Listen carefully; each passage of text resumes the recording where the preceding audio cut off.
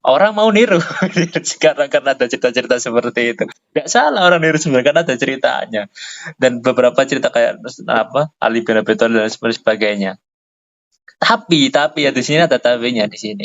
Momennya, hatinya ini loh. Kalau nggak pas, nanti kerja lucu sama malaikat. Loh, niru kok. Kita itu hal sekaligus biasa ngono kok. Tuh, jangan kira. Siapa tahu dari hal yang itu yang kita anggap sebuah hal kebiasaan itu hatinya hadir, ketulusannya hadir, Allah suka. Nanti pas di akhirat tanya atau di alam kubur tanya, saya tuh suka perbuatan yang itu, makanya kamu itu jadi seperti ini. Alhamdulillah tadi banyak sekali penjelasan tentang bagaimana keberkahan umur dan usia seperti dijelaskan Pak Badin dan Pak Sukri tadi, bagaimana dari penciptaan awal sampai kemudian berjalan sampai kemudian meninggal, bagaimana umur itu bisa seperti ini sampai seperti ini. Maka jatah umur kita itu memang segitu atau memang masih bisa segitu kan masih goib semua juga, tidak ada yang tahu. Jadi tergantung juga kitanya. Karena takdir itu sudah disediakan sama Allah, kita tinggal jalani dan milihnya. Dan milihnya itu ingin sehat ya bisa sampai jatah umurnya di dunia itu sampai situ. Kalau enggak hidup sehat ya bisa saja sebelum jatahnya sudah keburu naik dia keburu dijemput sama malaikat mautnya karena nggak menjaga dirinya dengan baik mamanya ya seperti itu. Jadi kemudian ada beberapa cerita tadi yang dijelaskan. Saya menarik sekali. Saya senang ketika membaca cerita-cerita itu di mana gini. Ya benar, nggak salah juga sebenarnya orang niru itu nggak salah juga. Kayak gini, kayak wanita pelajar tadi memberi minum anjing dan kemudian karena ada momen itu Allah senang kemudian diberkahi wanita itu kemudian dapat hidayah dari ahli surga. Orang mau niru karena ada cerita-cerita seperti itu. Nggak salah orang niru sebenarnya karena ada ceritanya. Dan beberapa cerita kayak apa Ali bin Abi Thalib dan sebagainya. Tapi ya di sini ada tapinya di sini.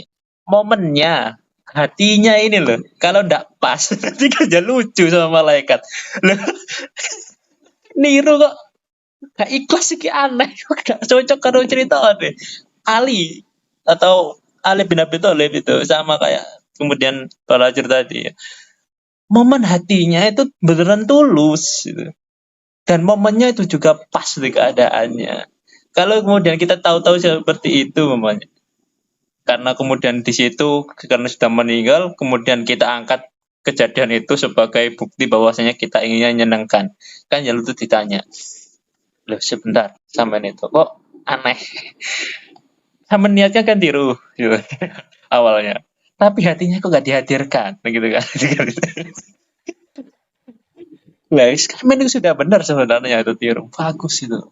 Tapi kok sayangnya itu hatinya nggak itu hadir. Cuman itu tadi demi kepentingan Anda supaya bisa masuk surga. Padahal mereka-mereka itu melakukan itu tulus ikhlas, entah masuk entah enggak itu nggak tahu sebenarnya.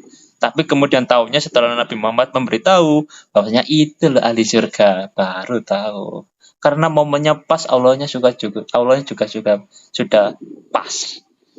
Kalau kita sekarang umpamanya seperti itu ya nggak tahu juga kita jadi ahli surga atau enggak, tapi kita kan ya positive thinking jadi yang penting ya kita lakukan sesuai ketulusannya. Jadi momennya saya kira ketika saya lihat cerita itu senang sekali.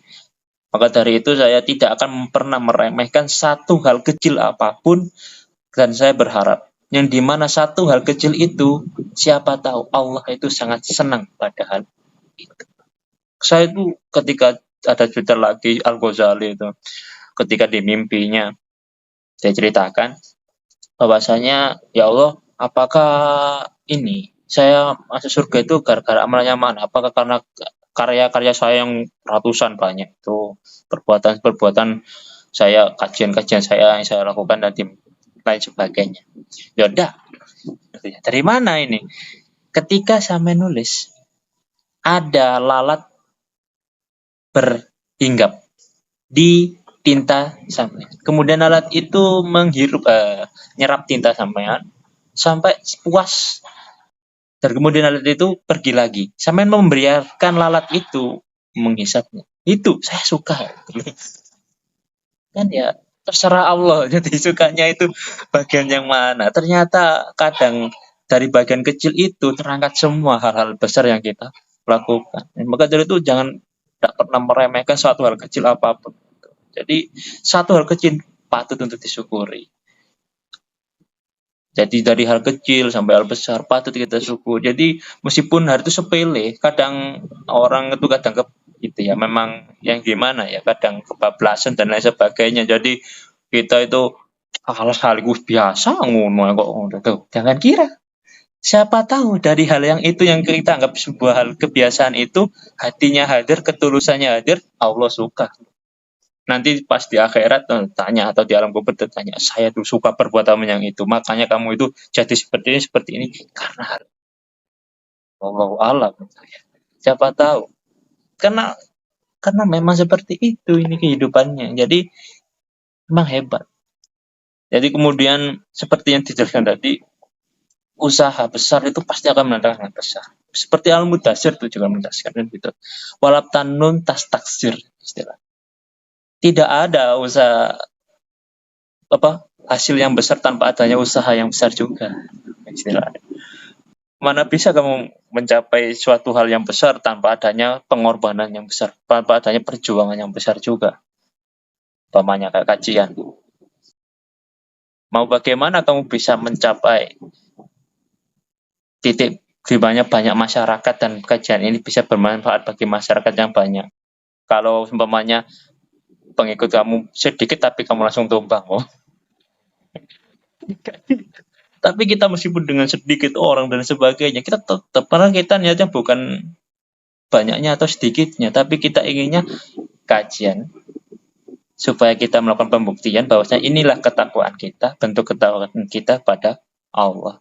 Ya, siapa tahu dari itu hadir kita, hati kita itu tulus, kemudian saat itu loh kamu momennya gitu, saya suka, karena Allah bisa jadi seperti itu, alhamdulillah. Kalau memang seperti itu yang bisa dijadikan keberkahan pada kehidupan kita, alhamdulillah. Jadi kita bisa husnul khotimah dengan beberapa hal itu. Jadi jangan terlalu diremehkan jadi hal-hal yang kecil itu. Siapa tahu kadang biasanya dari hal-hal yang mubah, dalam hal jadi artian hal-hal yang memang tidak sunnah, ya tidak wajib, tapi hal yang biasa. Allah kadang suka. Kalau wajib memang kita harus tetap lakukan karena ketentuan. Malah tentunya malah keliru kalau itu wajib, yang disukai kan yang mubah. Ya udah saya lakukan yang mubah aja loh, wajib saja itu kebablasan tentunya. Tidak seperti itu ya maksudnya ya. Ya tetap wajibnya, kemudian sunnahnya tetap kalau memang mampu. Kemudian yang mubah tadi tidak bisa diremehkan hal-hal yang mubah itu. Siap boleh jadi dari hal-hal yang mubah dan boleh itu bisa mengangkat apa yang tidak bisa kita prediksi ke depannya. Tentunya seperti itu. Alhamdulillah ini pada pertemuan hari ini masih bisa tetap berjalan meskipun seperti ini kondisinya dan sebagainya. Semoga tetap terus berjalan terus kajiannya dan kita tetap semangat untuk mengkaji ajaran Allah dan tentunya ambil hikmah. Jadikan pelajaran kehidupan kita sehari-hari. Siapa tahu kita bisa momennya masih kayak Ali bin Abi Thalib tadi. Ya Allah, saya tuh bangga kayak punya Tuhan seperti jenengan. Nggak ada Tuhan yang model jenengan. Saya jadi hamba jenengan itu bangga banget. Pemain jadi ngikut Tuhan yang lain, jadi hamba yang lain, ya saya akan menderita. Saya nggak berpikir ini ribet. Mau jenengan yang memberi, nggak mungkin minta diberi kok. Yang Tuhan yang lain kan minta diberi masih jadi Tuhan. Makanya loh, rasa bahagianya hidup bertuhan sama Allah sampai seperti itu. Seperti itu ya. Jadi seperti itu kehidupannya. Tentang keberkahan umur, untuk menanggapi bagaimana kehidupan ini, itu salah satu untuk bisa mencapai keberkahan di umur kita ini. Tak memandang dia masih muda atau sudah tua atau masih itu, yang penting lakukan saja sekarang. Bagaimana masalah besok ya serahkan pada diri kita, yang besok sama Allah yang akan mengatur segala urusan. Yang jadi masalah lalu jadikan pelajaran di kita tentunya. Yang sekarang kita syukuri dan kita jalani semampunya.